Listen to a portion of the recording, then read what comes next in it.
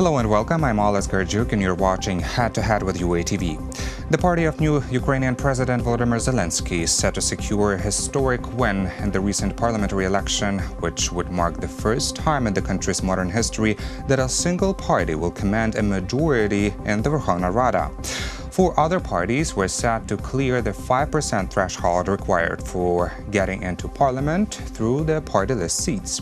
To talk more about the preliminary results from Ukraine's parliamentary elections, we welcome to our studio today Olena Lennon, adjunct professor of political science at University of New Haven, formerly a Fulbright scholar and a scholar at the Wilson Center.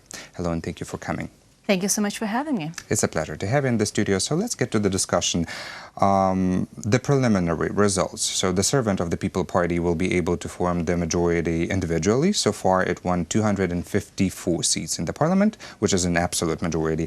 Opposition platform for Life, 43 seats. European Solidarity, 26. Batkyvshchina, 25. And Holos, and only 20 seats. In your opinion, what can this result into? Well, first of all, it's definitely a historic election. It's one of unprecedented proportions in terms of Zelensky's party gaining such a commanding win of the parliament. As an international observer, I have to say that that's something that is entirely unprecedented in the international context. But before I get into the results, I want to specify that I came here as an international observer with the Ukrainian World Congress. However, I do not speak on behalf of Ukrainian World Congress. These are only my opinions. But as far as what it may potentially result in, we have two scenarios here. On the one hand, it's a phenomenal result for Zelensky because he actually has a great opportunity to deliver on some of the promises that he made, and he has no excuse for it not to work because he has such overwhelming majority, not just in the government and in the Rada, but also among the population of Ukraine. This is the first time that Ukraine has shown such unity in terms of their political preferences. There's no longer East and West divide in terms of who is the #1 pick for not only the president, but also Verkhovna Rada, major party. So on the one hand, it's a positive development because Zelensky now has all the instruments available to him to implement the reforms that he set out to do. But on the other hand, it could also be a curse in and of itself because, it's not necessarily a good development for a democracy to have such a monopoly on power.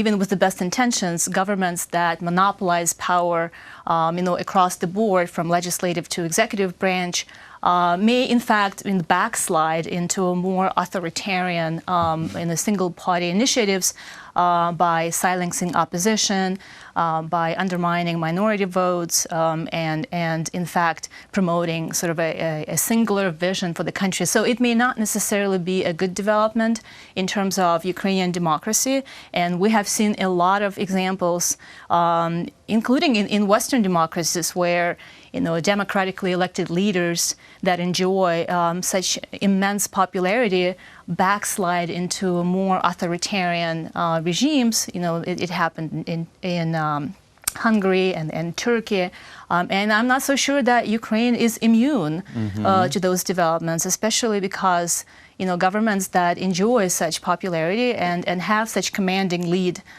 in their legislative branches tend to side with other dictatorial regimes, tend to appeal to baseline emotions of their populace.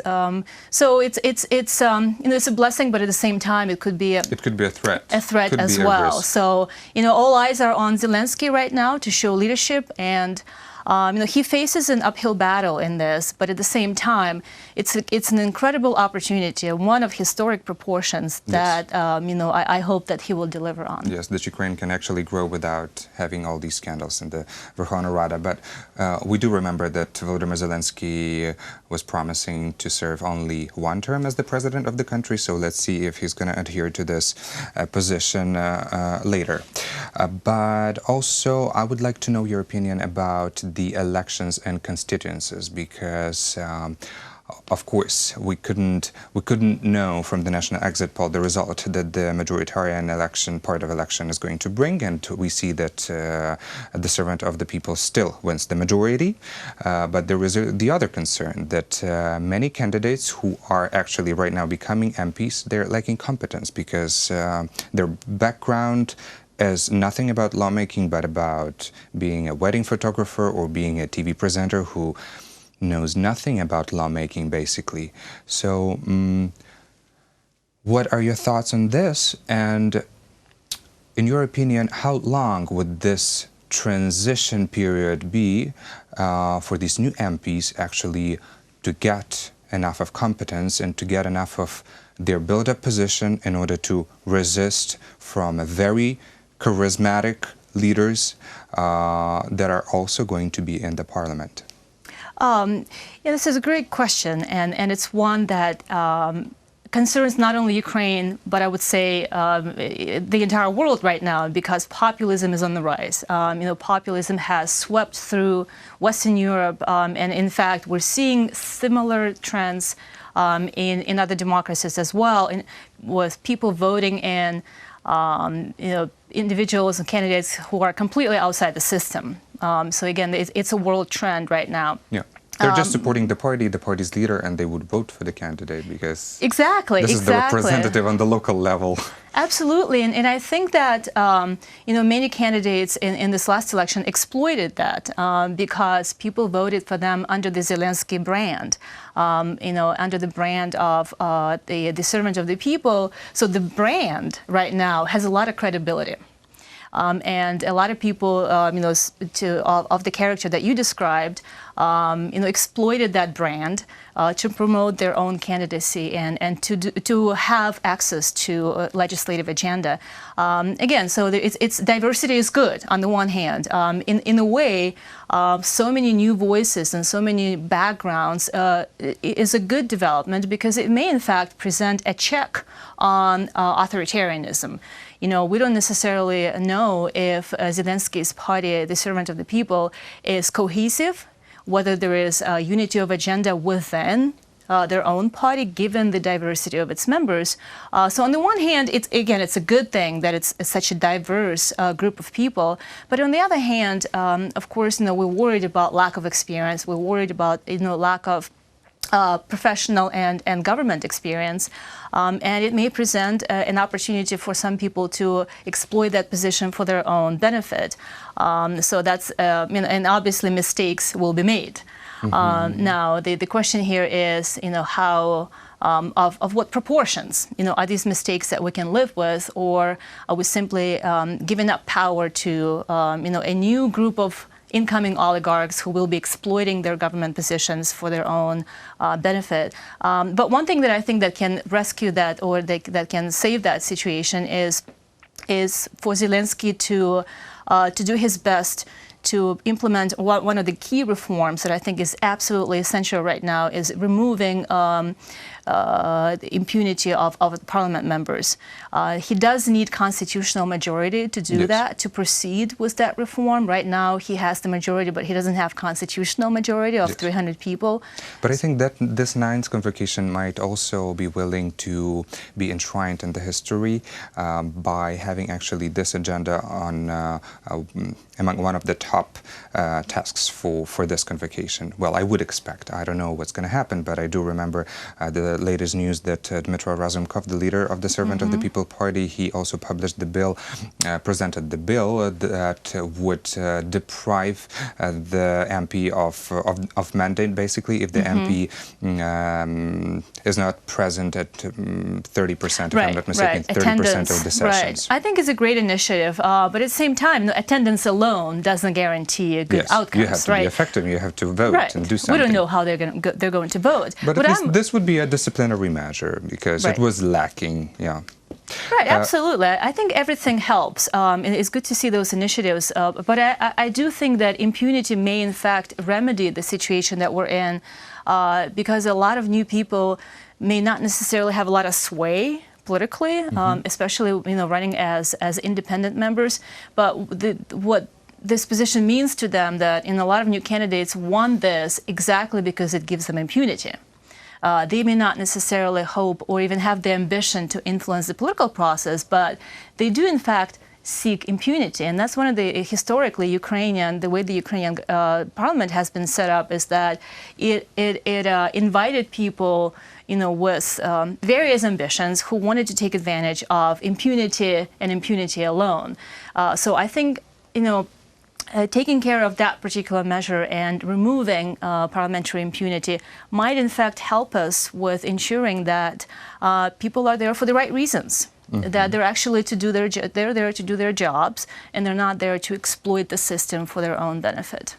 Well, I would like to discuss these elections more, and I would like to discuss your observations. Unfortunately, we are lacking time, and we have only 3 minutes until the end of the conversation. So I would like to focus on the main thing about our maybe new strategy, or maybe not a new strategy, but continuing the old strategy of foreign policy. So since 2014, since the end of the Revolution of Dignity, Ukraine has embarked on this ambition reform program, and the European Union has helped with loans because Ukrainian treasury was almost empty, we do know that, and the EU has given more than 15 billion euros in grants and loans to support the reform process in Ukraine. Speaking of importance of these elections, in your opinion, what do international partners expect from this newly elected parliament? Well, first of all, as you rightfully pointed out, there has been a lot of assistance given to Ukraine already, both by our European and American partners. So everybody is expecting results now. Now, in the past, previous governments complained of Rada not being on the same page on sort of resisting some of those changes and good reforms. And Poroshenko's government, had a similar problem where he couldn't implement some of the reforms that he set out to do. But Zelensky now is in the spotlight. There's a lot of pressure on Zelensky to deliver on the promises that he has made, to deliver on the loans that Ukraine has taken, to deliver on military assistance that the United States has provided, because he doesn't have an excuse anymore. He has, he doesn't need to be beholden to oligarchic interests anymore because he has people's support, yes, and he has the majority in the government. So he, one thing that he absolutely needs to focus on right now is making sure that international partners are not disappointed the way the previous governments have sort of disappointed on the delivery of the results, because he's in a unique position right now. And if he delivers on the promises he made, I assure you that the United States and our European partners will continue supporting Ukraine, coming from the Ukrainian diaspora in the United States.